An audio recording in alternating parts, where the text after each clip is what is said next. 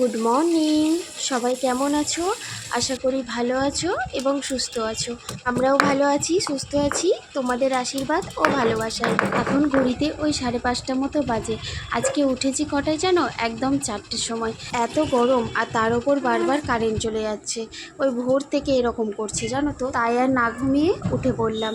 আর এমনিতেই আমাদের 4:30 পৌনে 5টায় ওঠার কথা ছিল, কারণ সকালবেলায় রান্না করতে হয়। এখন আমার রান্নাবান্না সমস্ত কিছু কমপ্লিট করে নিয়েছি, গ্যাসটাও ভালো করে মুছে নিয়েছি। এখন বানিয়ে নিলাম একটু আমার জন্য চা। আর জানো তো, বাবুর স্কুল এখন এই গরমের জন্য মর্নিংয়ে শুরু হয়েছে। আর এই মর্নিংয়ে একটাই সমস্যা, খাওয়ার সমস্যা। এই মর্নিংয়ে কিছুই খেতে চায় না জানো। আর এই জোর করে আমি এই ছাতুটা দিই, কারণ এই ছাতুটা অনেকক্ষণ পেটটা ভর্তি রাখে, আর খাওয়াও কিন্তু উপকারী। আর এইদিকে দেখো আমার বরমশাই কিন্তু রেডি হচ্ছে, তাই দুজন মিলে একটু নিজেদেরকে দেখিয়ে দিলাম। এদিকে দেখো ভালো করে গ্যাসটাকে মুছে নিলাম। তো চলো রান্নাঘরের জানালাটাও খুলে দিলাম, আর এদিকে বেসিনটাকেও ভালো করে পরিষ্কার করে নিলাম। এবারে ঘর মুছবো। চলো তোমাদের সাথে আমার একটা ভালো লাগা শেয়ার করি। এই যে ঘর মোছার জন্য নিমলি, এটা আমার কিন্তু খুব ভালো লাগে। এটা যেমন মুছলে পরিষ্কার হয়, সেরকম খুব সুন্দর গন্ধও বেরোয়, আমার দারুণ লাগে। স্নান টান করে রেডি হয়ে চলে গেছিলাম বাজারে ঠাকুরের জন্য ফুল আনতে। আর এই যে দেখো একটা পদ্ম এনেছি, যেটা আমার মা লক্ষ্মীকে দেবো, আর সাথে মিষ্টি। তো এই দিয়ে আজকে পুজো দেব।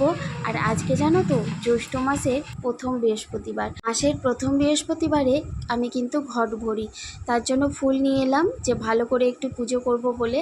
আর এখানে দেখো পদ্মটা মোড়ানো ছিল, তাই একটু ভালো করে পাপড়িগুলোকে ফুটিয়ে দিলাম।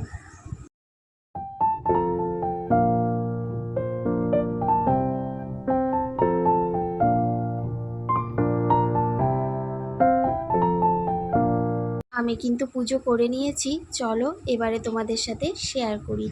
এই যে দেখো,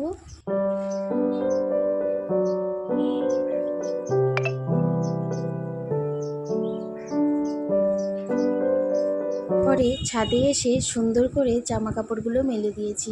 আর আজকের ওয়েদার তো মেঘলা, তাই কখন শুকাবে এটা বলতে পারছি না। আর এইদিকে দেখো ওরা দুজনে কিন্তু সিঁড়িতে বসে বসে খেলা করছে। ছাদে রোদ্দুর, এখন যেতে পারছে না, বিকেলবেলায় ছাদে গিয়ে খেলা করবে। দুজন মিলে এই যে একটা পড়ার ঘর বানিয়েছে, যেখানে ওরা পড়াশোনা করবে। আর এই দেখো সাইডে কিন্তু রান্নাঘর, এখানে ওরা রান্না করবে। এই খেলাঘর আর রান্নাবাটি দেখতে দেখতে কখন যে এত দূর চলে এলাম বুঝতেই পারিনি। নিজের ছোটোবেলাটাকে দেখতে পাচ্ছি। আমাদের ছোটোবেলাটাও এমন ছিল, তাই না? ধুলোবালি, ভাঙা কুচোকাঠি, কল্পনা দিয়ে কত রাজপ্রাসাদ বানিয়েছি।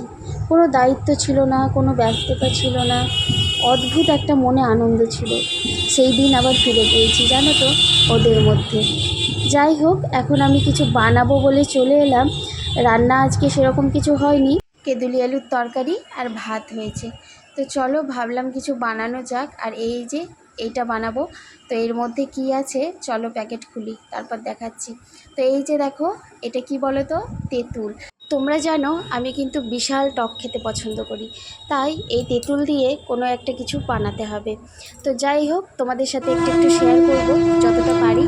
আর এইদিকে দেখো তিল বেটে নিয়েছি আমি, আর তিলের বড়া ভাজবো লাল লাল করে। আর আমার বাবুর জন্য দুটো ভেজে রেখে দিব, আর বাকিগুলো টকের মধ্যে দিয়ে দিব, কারণ আমার বাবু অত টক খেতে পছন্দ করে না। টক খায় ওই আম দিয়ে যখন টক করি, ওইটাই খেতে একটু পছন্দ করে, কিন্তু খুব একটা পছন্দ করে না। যাই হোক, আমার তো ভালো লাগে, তাই আমার জন্য টক বানিয়ে নিচ্ছি। দেখো এখানে লাল লাল করে তিলের বড়া ভেজে নিয়েছি। তো চলো এবার রান্নাটা শুরু করি। তোমাদেরকে বলছি, তোমাদের যদি আমার এই ভিডিওটা ভালো লাগে, তাহলে অবশ্যই লাইক, কমেন্ট, শেয়ার, সাবস্ক্রাইব করে আমার পাশে থেকো। আর ছোট্ট মিষ্টি করে একটা কমেন্ট করো। তোমাদের ওই ছোট্ট মিষ্টি একটা কমেন্ট আমাকে ভিডিও বানাতে আরও উৎসাহিত করবে। আমার লাইফস্টাইল তোমাদের সাথে শেয়ার করার চেষ্টা করেছি, তোমাদের যদি ভালো লাগে অবশ্যই কমেন্ট করে জানিও। তো নিয়ে নিয়েছি ভাত আর সকালের কেঁদুলি আলুর তরকারি, আর এখানে তিলের বড়া, টক আর সাথে কাঁচা লঙ্কা। ভিডিওটা এই পর্যন্তই রাখছি, দেখা হচ্ছে পরবর্তী নতুন কোনো গল্প নিয়ে। ততক্ষণে তোমরা ভালো থেকো, সুস্থ থেকো, আর ছোট্ট মিষ্টি করে কমেন্ট করো।